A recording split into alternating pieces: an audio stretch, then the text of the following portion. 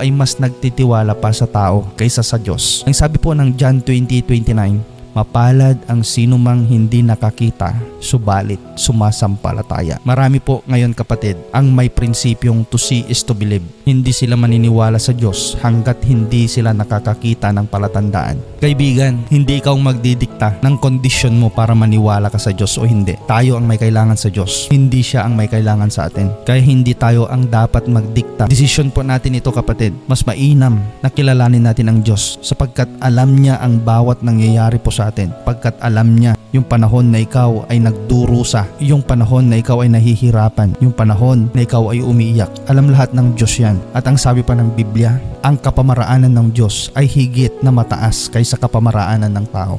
Kaya kapatid, kung nagtitiwala ka sa mga taong hindi mo kilala ang kanilang background, bakit hindi mo subukang itiwala ang buhay mo sa Diyos? Kung nagtitiwala ka sa salita ng mga tao,